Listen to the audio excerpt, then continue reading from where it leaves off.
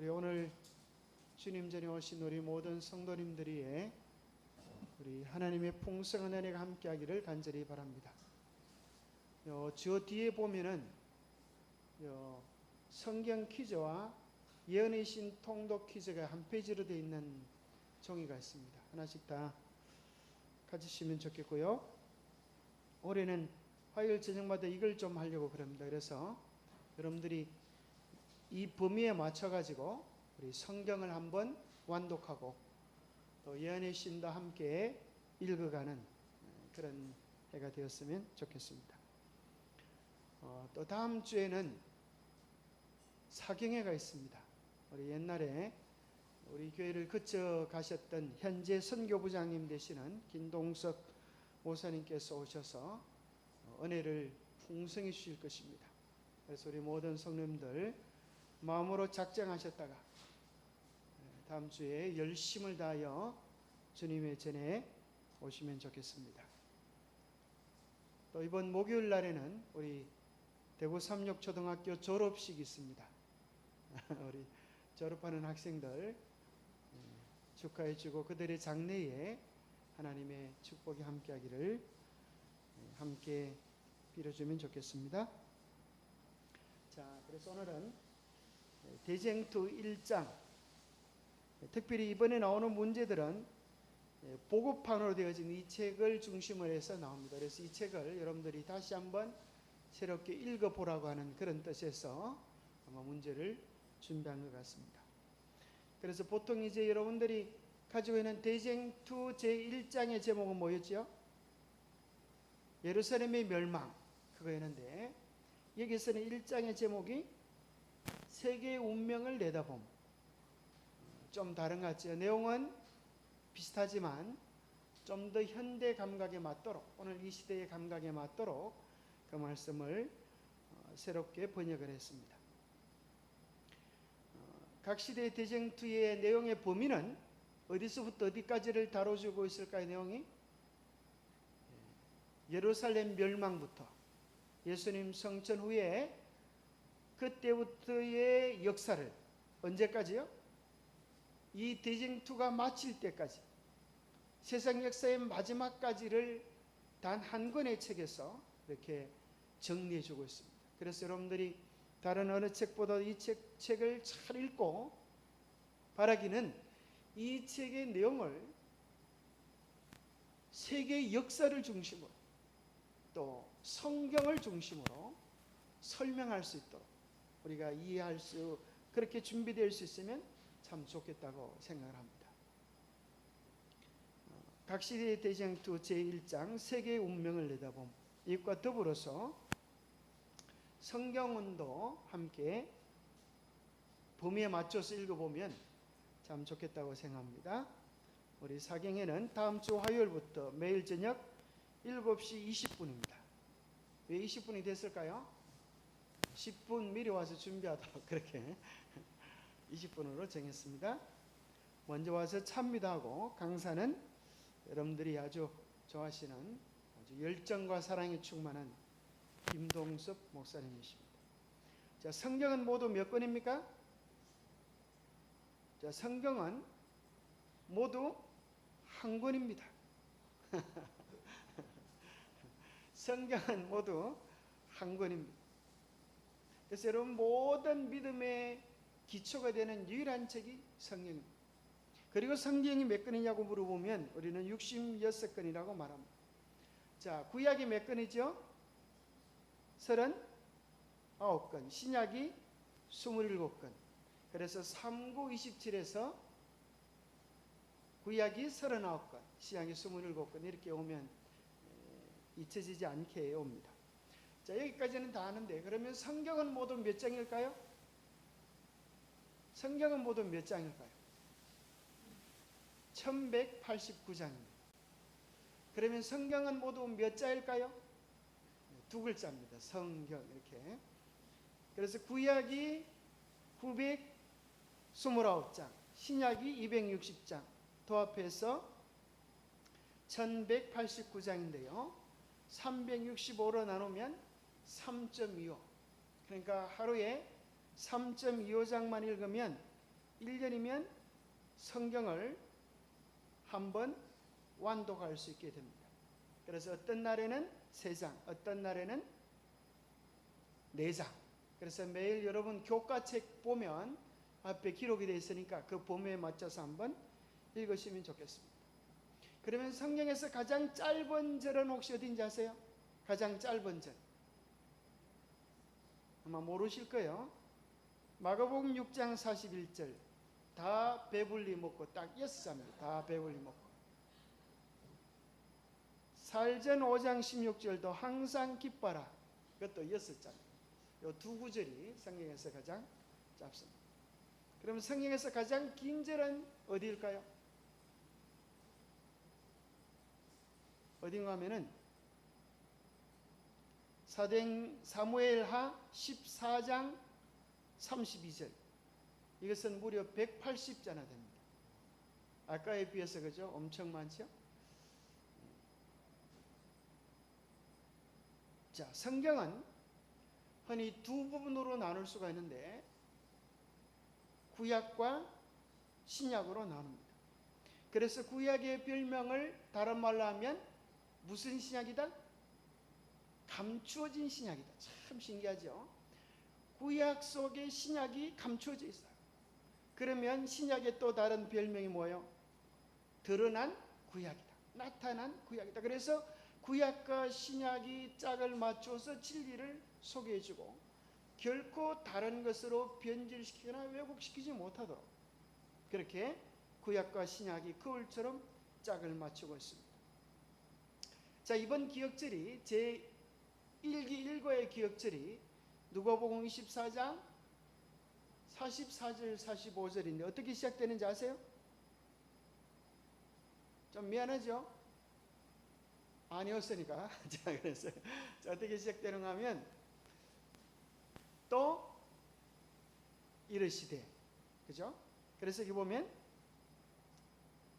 모세의 율법과 선지자의 글과 시편에 나를 가리켜 기록된 모든 것이 이루어져야 하리란 말이 이것이라 하시고, 우리 예수님은 성경을 몇 부분으로 나누셨어요? 모세의 율법과 과거요, 선지자의 글과 라는 말은 미래입니다. 미래에 관한 것. 그 다음에 시편내라고 하는 것은 문학서를 뜻합니다. 그래서 성경을 세 부분으로 나누면 과거에 대한 역사, 현재에 대한 체험, 미래에 대한 예언으로 구분할 수 있다고 하는 것을 아는 것은 아주 중요합니다. 그래서 구약 성경의 역사서가 모두 몇 권이요? 17권. 체험서가 5권, 문학서라 그랬죠. 예언서, 선지서가 모두 몇 권이에요? 17권. 신약 성경의 역사서가 몇 권일까요? 5권. 체험서, 서신서가 몇 권이요? 21권. 예언서가 몇 권이요? 신약의 예언서가 몇 권이요? 딱 한 권인데 요한계시록. 그래서 여러분들이 이렇게 성경을 전체적으로 볼 줄 아는 눈이 있으면 참 좋겠다고 생각돼요. 그것을 여러분이 알 뿐 아니라 남에게 설명해 줄 수 있으면 좋겠어요. 자, 신약 성경을 젠신이라고 하는 분은, 자, 이것이 아주 중요한 도포입니다. 여러분들이 이것만 외우고 설명할 수 있다고 하면 아주 너무너무 좋겠습니다. 여러분이 받고 계신 성경 퀴즈 그 밑에 부분에 도표로 이걸 그려놨습니다. 그래서 여러분들이 이걸 외울 수만 있으면 너무 좋겠는데, 자, 나무는 3가지로 되어 있어요. 뭐와 뭐요? 뿌리와 가지와 열매입니다. 자, 뿌리, 줄기, 열매. 뿌리, 줄기, 열매. 마찬가지로 성경은 몇 부분으로? 3부분으로. 역사와 체험과 예언. 그래서 신약 성경도 어디에 기초하고 있는가 하면 역사에 기초하고 있어요. 저는 성경이 역사에 기초하고 있다고 하는 사실에 대하여 굉장히 감사하게 생각합니다. 왜 그런가 하면 역사는 타협이 될 수 있어요, 없어요? 없어요, 그죠? 역사는 하나밖에 없어요. 진짜 참 역사는 하나밖에 없어요, 그렇죠? 내가 오늘 여기 있다고 하는 것은 딴 데는 없다는 거예요. 이 세상에서 유일한 참 진리의 역사, 그것은 성경입니다. 그리고 성경에 나와 있는 예언은 미래를 얘기하지만 우리가 세상 역사와 견주어 보면 뭘 알게 돼요? 과연 예언이 역사로 증명이 되는 거예요. 그래서 우리는 마치 뭐라고 얘기할 수가 있는가 하면, 미래에 있는 예언은 뭐와 같다? 구약 속에서 감추어진 신약이 들리는 것처럼 성경 예언 속에 세상 역사가 들어있고, 세상 역사는 결국 드러난 성경 말씀이 될 것입니다. 그래서 신약의 예언도 머지않아 미래의 예언이 역사가 될 것이기 때문에 우리는 든든한 확신을 가지게 되는 것입니다. 자, 공자왈, 석가왈 중요합니다. 굉장히 많은 뭐가 있어요? 도덕적인 교훈이 있어요. 그런데 뭐가 없어요? 분명한 예언이 없어요. 그 예언들은 이 역사를 진정으로 알고 통치하시고 주관하신 분만이 이야기할 수 있어요. 자, 이것이 이제 신약성에 나와 있는 5권의 역사서입니다. 사복음서와 사도행전, 이것이 신약성의 역사의 전부예요. 그러면 가지가 있는데, 신약성의 가지는 둘로 되어져 있어요. 자, 한쪽 편은 믿음, 한쪽 편은 행함, 한쪽 편은 이론, 한쪽 편은 생활.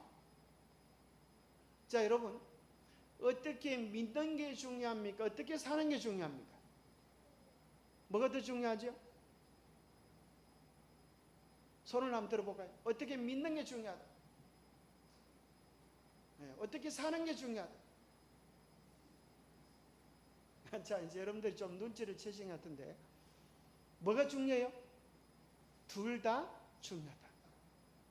왜 그런가 하면, 사람이 어떻게 믿느냐에 따라서 삶이 달라져요.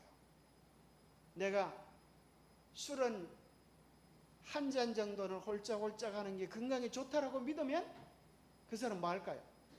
한 잔씩 홀짝홀짝 해요. 돼지고기가 몸에 좋다라고 믿으면 돼지고기를 즐겨 먹게 되고, 돼지고기 냄새가 향기로워요. 그런데 돼지는 이 세상에 존재하는 청소보다 쓰레기통과 같다라고 생각하면, 돼지고기 굽는 냄새가 나면 향기로울까요? 땡길까요? 아니면 구역질이 날까요? 희한하죠, 그죠? 우리가 어떻게 믿느냐에 따라서 우리의 감각과 생각들이 달라져요. 그래서 왜 이 세상에 많은 교파들이 생겼는가? 믿은 대로 살지 못하니까 자기가 산 대로 믿고 싶은 거예요. 그래서 자기가 타협하고 싶은 교리들을 만들면 그게 교파가 돼요. 그래서 성경은 코에 걸면 코걸이, 귀에 걸면 귀걸이가 될 수 없도록 구약과 신약이 딱 짝을 맞추도록 되어 있어요. 그래서 정말 구약 신약에 있는 내용들을 바르게 이해하는가를 알아보려고 하면 뿌리가 되는 구약과 비교해 보면 분명한 답을 얻을 수 있어요. 그래서 우리는 매일 어떻게 믿는가 하는 것들을 경험하고 나서 그것을, 그 말씀을 외우고 되뇌이면 그 말씀이 무엇을 바꿔요? 우리의 생각을 바꾸고 삶을 바꾸는 역할을 해요. 자, 참 놀랍게도 신약 성경은 한쪽은 이론, 한쪽은 행함. 자, 그러면서 우리 신앙생활 속에서 정립해야 될 가장 중요한 것을 신학적인 표현으로 구원론, 이렇게 하면 구원론, 제일 이게 시작이에요. 자, 사복음서와 사도행전은 예수 그리스도를 만나고 구원받는 경험이에요. 이 구원이 너무 좋아서 세상에 외치는 거예요. 그래서 사도 바울이 썼던 서신들, 또 공동 다른 서신들을 보면 뭐가 중요한가? 구원론, 이걸 다른 말로 하면 믿음으로 말미암는 의라고 얘기해요. 믿음으로 말미암는 의의 이론적 체계를 해놓은 책이 뭐다? 로마서와 갈라디아서다. 그러면 믿음으로 말미암는 사람이 경험한 삶은 어떤 것이냐라고 묻는다면 성경책이 뭐다? 야고보서와 히브리서다. 여러분 이걸 잘 기억해야 돼요. 야고보서도 믿음이에요. 진정한 믿음이 어떻게 열매에 맺는지를 보여주는 거예요. 히브리서는 믿음으로 말미암아 구원받은 사람들의 삶을 이야기해 주고 있어요. 히브리서 11장에 나와 있는 구원받은 믿음의 사람들, 그들은 시작은 이렇게 항상 시작돼요. 믿음으로 노아는, 믿음으로 아벨은, 믿음으로 아브라함은, 믿음으로 모세는 뭐예요? 믿음으로 구원받았다는 거예요. 그런데 하나같이 그분들의 공통된 또 다른 특징이 있다고 하면 그것이 뭐예요? 구약시대의 사람이라는 거예요. 어떤 사람이 이야기하기를 구약시대는 행함으로 구원 얻고 신약시대는 믿음으로 구원 얻는다. 땡이에요. 성경이 그렇게 가르치고 있잖아요. 진정한 믿음은 진정한 삶으로 드러나는 거예요. 열매를 통하여 그들을 알게 되는 것입니다. 아무리 그가 감나무라고 얘기해도 가시를 맺히면 무슨 나무예요? 가시나무. 열매를 통하여 그들을 알리라 그랬어요. 자, 그러면 구원만 받으면 끝나는가? 그게 아니에요. 두 번째는 기독론이에요. 어떻게 예수님과 동행하고 예수님을 닮는가? 거기에 대한 이론이 에베소서와 필립보서. 예수님을 따라가는 사람이 어떻게 사는가? 골로새서와 빌레몬서. 기독론, 기독이라는 말은 그리스도를 한문으로 음력하는 것입니다. 그래서 예수 그리스도가 모든 충만의 충만임을 골로새서 속에 이야기합니다. 그리스도 안에 모든 지혜가 갖춰져 있습니다. 그래서 빌레몬서에 보면 예수님과 동행한 사람은 어떤 사람까지 용서해줘요? 자기의 소중한 재산을 가지고 도망간 노예까지 용서해줘요. 원수도 용서해주는 그런 내용. 자, 그러면 내가 예수님과 깊은 교제를 가지면 끝인가? 그게 아니에요. 목사님 죄송합니다. 요 앞에 거 꺼줘도 되겠습니다. 예. 교회를 통하여 봉사하고 그리스도의 모임인 교회를 통하여 헌신하는 것이 다음 단계입니다. 그래서 교회론, 이것이 고린도전서, 고린도후서. 거기 보면 고린도 교회는 정말 모범적인 교회일까요? 참 희한하게도 우리와 같은 문제를 가진 교회예요. 그래서 고린도 교회 그러면 문제 많은 교회. 그러나 거기서 끝나는 것이 아니라 하나님의 도우심을 통하여 교회가 새롭게 되어집니다. 디모데전서, 디모데후서, 디도서, 요한 1, 2, 3서는 교회가 어떠한 모습으로 서고 집사와 장로가 어떻게 해야 하는지에 대한 구체적인 액션을 이야기해 줍니다. 성도들은 어떻게 교제해야 하는가? 요한 1, 2, 3서에서 이야기합니다. 그러면 교회를 잘 다니고 봉사하면 끝인가? 그게 아니에요. 그 다음에 뭐가 와야 된다고요? 그 다음에 뭐가 와야 된다고요? 예수 그리스도의 재림론입니다. 자, 여기에서 많은 사람들은, 신학자들은 뭐라고 적어나는가 하면 종말론 이렇게 적었어요. 제가 재림론이라고 바꿔버렸어요. 왜 그런가 하면 종말론, 그럼 무슨 생각이 들어요? 끝장났다 이거예요. 그죠? 망한다, 세상 망한다 이거예요. 여러분 그게 좋아요. 우리 주님이 오셔서 새 세상이 열린다는 게 좋아요. 저는 망한다는 것보다도 그죠? 새롭게 된다는 것이 더 좋은 것 같아요. 집을 반드시 더 좋게 짓기 위해서는 뭐 해야 돼요? 부수어야 돼요.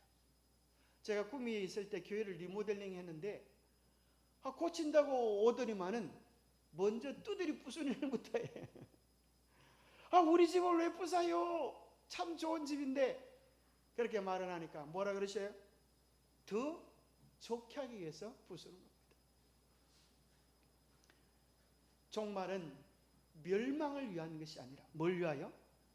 더 좋게 하기 위한 하나님의 더 놀라운 계획입니다. 그래서 종말론에는 희망이 없지만 재림론에는 뭐가 있어요? 새 세상, 새 소망에 대한 희망이 가득 차 있는 것입니다. 재림론에는 우리가 기대하고 소망하는 모든 것들이 예수 그리스도의 오심을 통하여 성취된다는 거예요. 죄송하지만 여러분, 예수님 믿는다고 해서 고난이 없는 것 아니에요. 질병이 없는 것 아니에요. 어려움이 없는 것 아니에요. 그러나 분명히 보장하기는, 우리가 주님을 바라보면 그 가운데도 주님께서 우리를 붙잡아 주시고, 결국에는 우리 주님이 오실 때에 그 모든 눈물이 변하여 기쁨이 될 줄 믿습니다. 주님이 오셔도 해결되지 않는다고 하면 그때 항의하셔도 괜찮아. 그러나 제가 분명히 믿기로는 주님이 오시면 해결되지 않을 눈물이 없고, 주님이 오시면 해결되지 않을 고통이 없고, 주님이 오시면 응답되지 않을 기도가 아무것도 없을 줄 믿습니다. 우리의 소망은 예수 그리스도의 재림입니다. 그래서 재림론에 대한 것은 데살로니가 전후서에 보면 뭐가 나오는가 하면, 적 그리스도가 마지막 나타나서 하나님의 법을 바꾸고 보좌에 앉아서 자기를 하나님이라 하리라, 그 이야기가 나옵니다. 마지막 때 우리가 어떻게 서야 하는가? 베드로전서 베드로후서에 보면 열심을 다하여 정신을 차리고 깨어 기도하라. 무엇보다도 서로 사랑할지니 사랑은 허다한 허물을 덮느니라. 이 마지막 성도에 대한 간절한 권면이 나옵니다. 그래서 여러분, 이걸 정말 잘 이해하고 외울 수 있으면 이걸 가지고 여러분들이 성경을 설명해 주면 좋겠어요. 다른 교인들에게 보세요. 요거만 흰 종이를 꺼내가지고 설명하는 거예요. 나무를 그려가지고, 그죠? 설명해 보세요. 놀랍죠? 그런데 여기서 끝나는 게 아니라 이 도표의 최고의 절정은 이제 시작입니다. 무언가? 나무를 심는 목적은 뭐예요? 나무를 심는 목적은 뭐예요? 열매예요. 그러면 이 나무, 신약이라고 하는 나무가 맺는 열매가 있는데 그 열매가 뭐다? 요한계시록이라고 해요. 너무너무 중요합니까? 모든 성경의 결론이 요한계시록에서 맞춰집니다. 요한계시록에서 맞춰져요. 그래서 우리에게 있어서 각 시대의 대쟁투가 중요한 것입니다. 요한계시록을 우리에게 밝히 이해시켜주는 책이기 때문에 어떻게 믿느냐, 어떻게 사느냐, 이 두 가지는 우리의 삶에서 늘 물어야 하는 것이야. 다른 말로 하면 어느 것이 정말 주님의 뜻인가 묻는 것. 주님의 뜻에 대한 분명한 확신이 있다고 하면 그 다음에 뭘 해야 되겠어요? 우리의 순종을 드릴 때, 우리의 삶을 드릴 때 그것이 우리의 삶의 열매로 맺혀지게 됩니다. 하나님께서 우리에게 주신 세 권의 책이 있는데 무슨 책이에요? 첫 번째 책은 무슨 책이에요? 천년기에 대한 책. 여러분이 천년기들을 바로 읽고 이해할 수 있는 것은 하나님의 자녀들밖에 없습니다. 여러분, 꽃이 뭐라고 얘기하는지, 나무가 뭐라고 얘기하는지, 새들이 뭐라고 지적이는지, 하늘의 태양이 뭐라고 우리에게 정언해 주고 있는지 소리를 들을 줄 알아야 합니다. 두 번째, 하나님께서 우리에게 주신 책이 있는데 무슨 책이에요? 성경이라고 하는 책. 또 우리가 읽어야 하는 책, 이해해야 되는 책, 그 책이 있는데 그 책이 무슨 책일까요? 마지막 세 번째 책 무슨 책이요? 무슨 책이요? 큰 소리란 말이에요. 무슨 책이요? 세 번째 책을 제가 소개해 드리겠습니다. 그것이 무슨 책인가 하면 경험의 책이다, 그렇게 이야기합니다. 모세의 노래, 어린 양의 노래를 부를 사람들은 경험의 책을 읽고 가지고 있어야 해요. 그게 무슨 말인가 하면 하나님의 말씀을 순종해 보니까 이런 일이 일어나더라. 하나님 말씀을 내가 이렇게 이해하고 실천해 보았는데 그게 아닌 것 같아. 말씀 속에서, 생활 속에서 점검해 가는 거예요. 정말 하나님 말씀은 분명한데 왜 내 삶에는 이루어지지 않느냐? 고민하면서 기도하면서 더 분명한 주의 뜻을 뭘 통하여? 우리의 몸이 실험실이에요. 내 생활이 실험실. 정말 하나님의 말씀이 진짜인지 가짜인지 뭘 던져가지고 내 삶을 던져서 경험해 보는 것. 지팡이를 가지고 내밀어라. 내가 순종해 보는 거야. 홍해가 열리는 걸 통하여 뭘 발견하게 돼요? 하나님은 과연 말씀을 붙잡으시고 책임져 주시는 분이구나. 이 경험들이 더욱 견고해지고 쌓여질 때 우리는 요동하지 않는 믿음의 사람들로 서게 되는 것입니다. 김경선 장로님이라고 하는 이 장로교회 요은사 출판사를 운영하는 유명한 장로님이 한국 교회의 교회의 모습들이 왜 이렇게 타락되어지고 기독교가 왜 이렇게 세상에 덕이 되지 못하는가 고민하다가 미국에 유학 중인 큰아들에게 우리 신앙을 기억할 만한 좀 책이 있다면 좀 보내달라고 그렇게 요청을 했어요. 그의 큰아들이 3권의 책을 보내왔는데 그 책 가운데 큰 감동을 받았어요. 이 책이 제대로 번역되어지고 제대로 읽혀지고 제대로 순종되어진다고 하면 한국 교회가 바로 설 수 있는 위대한 역사가 일어날 것이다. 그렇게 작정하고 책을 번역하기로 작정했어요. 그 속에는 종교개혁자들의 위대한 신앙적 모습이 정말 그들의 마음을 읽은 것처럼 하나같이 아름답게 기록이 되어져 있어요. 루터, 존 위클립, 후스와 제로, 그리고 종교개혁의 위대한 역사가 계속되지 못하고 오늘 이 시대에 멈춰져 있다고 하는 사실을 발견하고 이 종교개혁의 불은 계속되어져야 한다. 종교개혁의 불꽃이 계속되어질 때 무슨 일이 일어나는가에 대한 이야기들을 읽고 이분의 가슴이 불타오르게 되었어요. 그래서 책을 출판하려고 할 즈음에 그의 직원들이 그러는 거예요.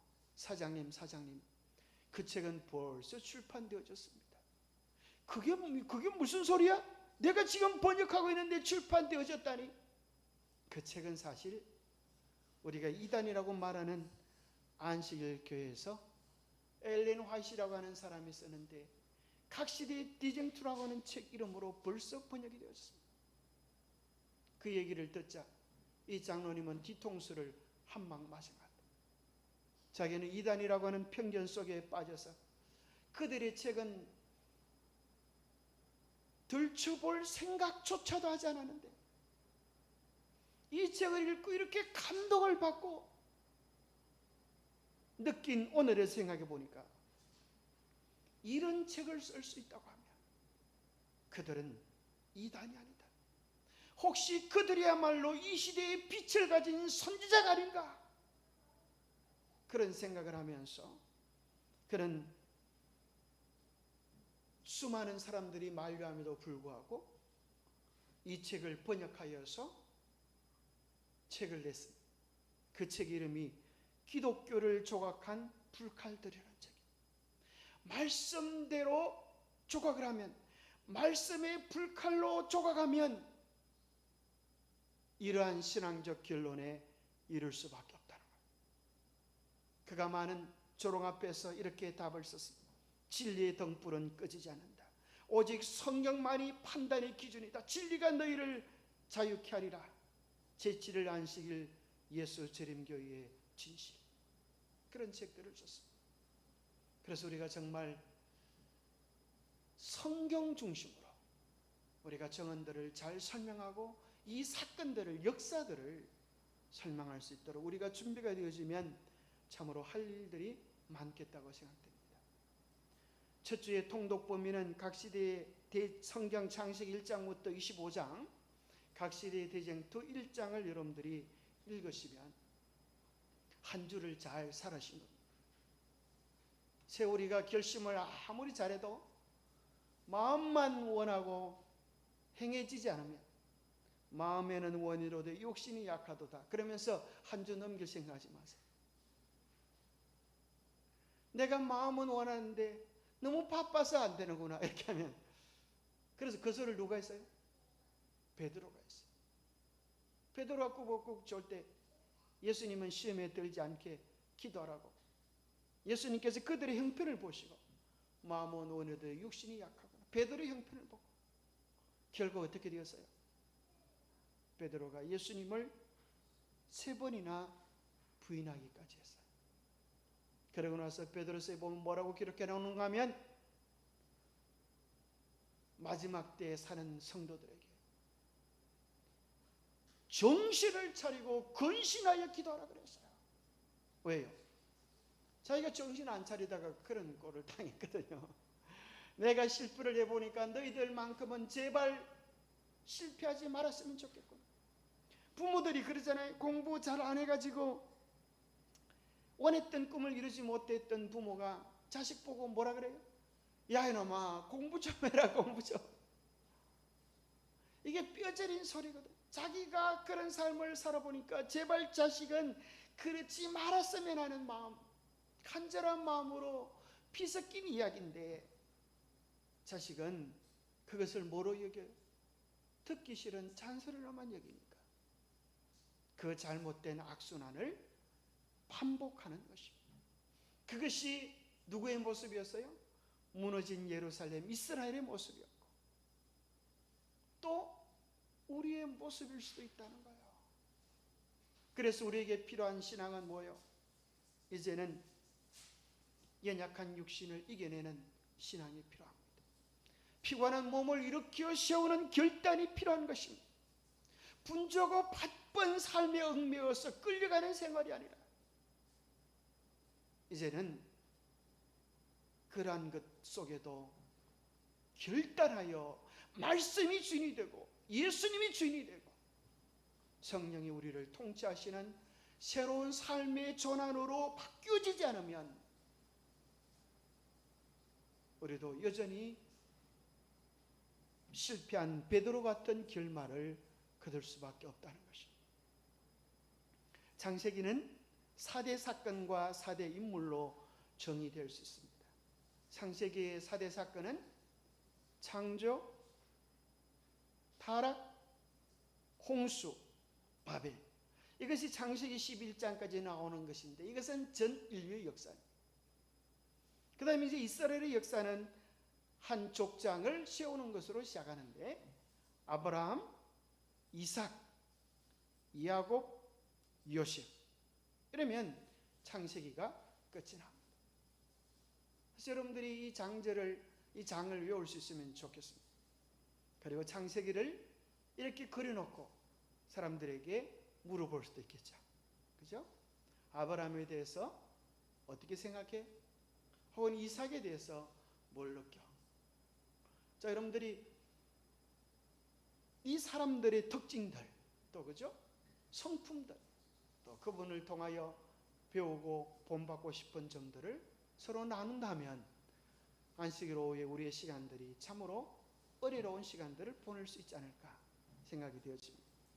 자, 그 다음에 창세기 1장을 보여주는 너무나 중요한 성경절이에요. 창세기 1장을 관통하는 성경절이 대초에 하나님이 천지를 창조하시니라. 창조하기 전에 3가지 특징이에요. 땅이 뭐하며? 혼돈하고, 그 뭐하며? 공허하며, 뭐하며? 흑암이 깊음 위에 있고 하나님의 영은 수면에 운행하십니다. 하나님의 성령께서 함께하지 않을 때 우리의 마음은 늘 이 3가지 단계예요. 혼돈하고 공허하고 흑암만 가득 찬 것입니다. 혼돈이라고 하는 것은 삶의 우선순위가 정해져 있지 않아요. 그저 급한 대로 살아가는 것입니다. 여러분 바쁘고 분주하게 살면 저녁에 누울 때 생각하면 오늘 참 잘 살았다 그런 생각이 들던가요? 오히려 정신이 번쩍 들면서 내가 바쁘고 분주하게는 살았는데 소중한 것을 놓쳤구나. 내 삶이 이렇게 끝이 나면 어떻게 되나? 정신이 번쩍 들지 않습니까? 그게 혼돈한 거예요. 그러면 무질서하면 혼돈한 것입니다. 그러면 우리의 삶이 공허, 허전해져요. 허전해져. 내가 왜 사나? 이렇게 사는 게 잘 사는 것인가? 정말 이렇게 살아도 되는 것인가? 이렇게 믿어도 되는 것인가? 신앙을 한다고 하는데 도대체 신앙 때문에 내 삶이 달라지는 게 뭔가? 허전하게 돼. 그리고 마음이 흑암이 가득 차. 흑암을 다른 말로 하면 뭐가 돼요? 절망이 되는, 어둠이 되는 거예요. 하나님의 창조의 특징은 놀랍게도 이것이 바뀌어지는 거예요. 혼돈에서, 무질서에서 질서를 만드시는 거예요. 삶의 우선순위가 정해지는 것입니다. 삶의 우선순위가 정해지고 하나님의 말씀을 주님과의 교제하는 시간을 삶의 우선에 둘 때 공허했던 우리의 삶이 충만하게 채워지는 경험을 하게 되어집니다. 우리의 삶을 들여 충만하게 되어지면 어둠 속에 있던 삶이 뭐로요? 희망으로, 빛으로, 감동으로 나아오는 사실을 창세기 1장에서 이렇게 그림으로 그려주는 거예요. 그래서 첫째 날부터 셋째 날까지는 구별, 질서를 만드시는 겁니다. 빛과 어둠을 나누시고 물과 물을 나누시고 물과 땅을 분리하시는 거예요. 그게 첫째 날 하신 첫 번째 특징이에요. 셋째 날까지. 그러면 넷째 날부터 여섯째 날까지는 구분했을 때 채워주시는 거예요. 넷째 날은 뭘 채우시는가? 우주를 채우세요. 우주, 하늘, 이 하늘을 채우시는 해, 달, 별로, 그죠? 자, 해, 달, 별을 사시는 창조가 아니고, 원래는 창조가 만드시고라고 하는 것이 옛날 성경은 작은 글자로 되어 있어요. 이것은 뭔가 하면 해, 달, 별이 이미 있었는데 제 역할을 하게 하신 거예요. 왜 그런가 하면 태양계, 이 지구는 제일 마지막에 만들어진 막내둥이에요.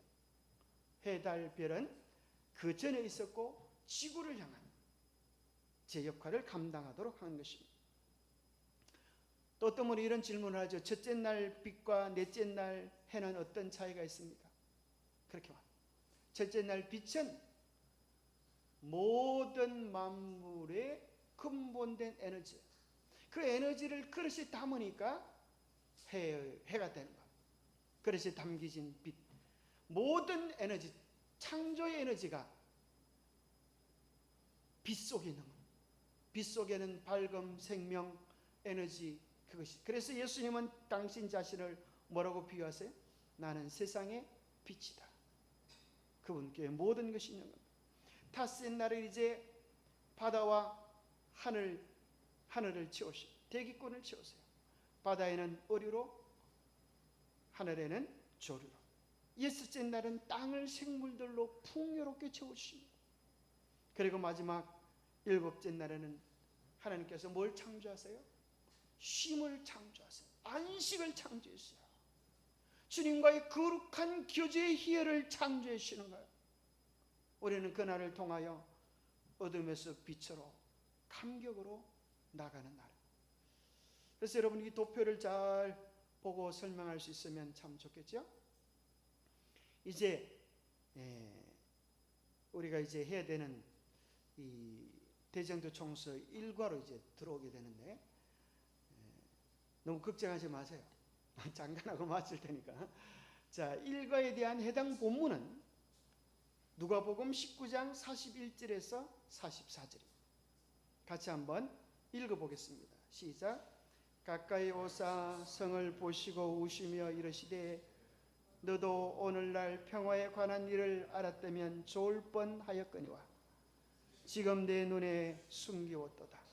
날이 이를지라 내 원수들이 토성을 쌓고 너를 둘러 사면으로 가두고 또 너와 및 그 가운데 있는 내 자식들을 땅에 메어치며 돌 하나도 돌 위에 남기지 아니하리니 이는 권고받는 날을 내가 알지 못함을 인함이다.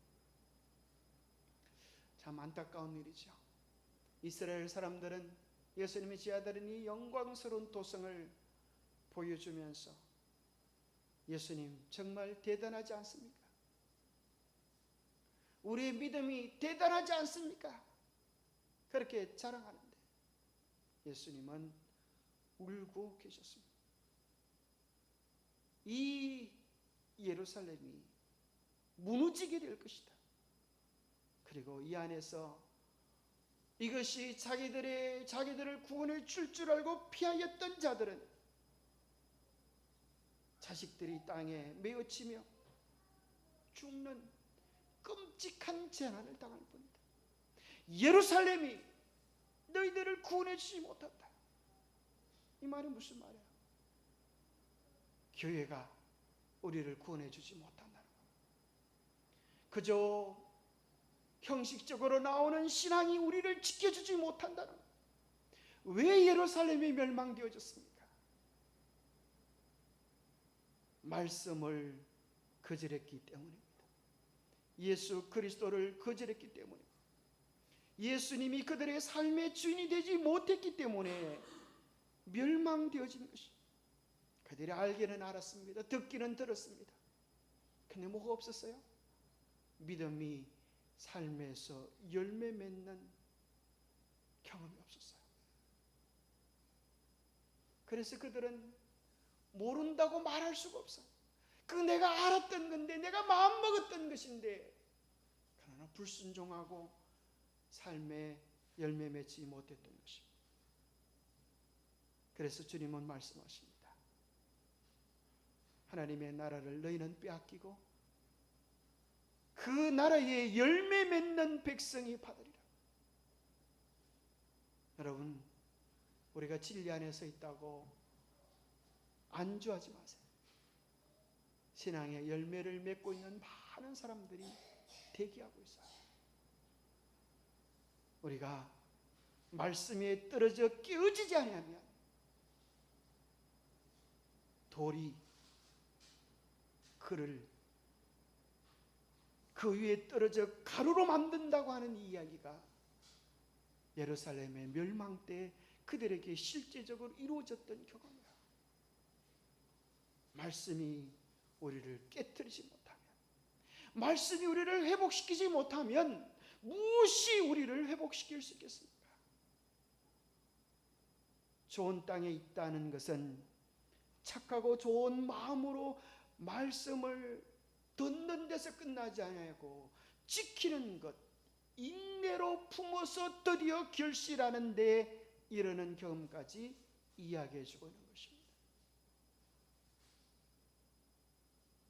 인내로 결실하는 것입니다. 마치 잉태한 여인이 해산하는 경험처럼 새해 하나님의 말씀을 품고 안아서 하나님의 말씀이 우리 안에서 새 생명으로, 새 능력으로 역사할 수 있는 그런 경험을 우리가 다 할 수 있으면 좋겠습니다. 기도하겠습니다. 하나님 아버지, 참으로 우리 주님께서 이스라엘 백성을 품에 안으시고 예루살렘아 예루살렘아 내가 너를 구원하려고 애쓴 것이 몇 번이냐 탄원하셨는데 결국은 고집 때문에 하나님의 말씀을 외면하고 결국은 멸망했던 예루살렘의 어리석고 애통한 경험이 우리의 경험이 되지 않도록 우리의 생각과 고집과 죄악된 습관들을 말씀의 반석 위에 깨트리게 도와주시옵소서. 주님의 거룩한 역사심이, 거룩한 성령의 주관하심이 우리의 마음을 주관하고 우리의 생각을 주관하고 우리의 생활을 주관하여서 우리가 말씀을 품어서 우리의 삶에 열매 맺는 한 해가 되게 도와주시옵소서. 하나님, 참으로 우리도 주님의 참 백성으로 열매 맺어 주님의 기쁨이 되어지는 축복을 누리게 하여 주시옵소서. 새해 말씀과 더불어 주님과 더불어 살아가는 신령한 즐거움을 누리는 우리 모두가 되도록 축복해 주시옵기를 우리 주 예수 그리스도 이름 어지하여 간절히 간구하옵나이다.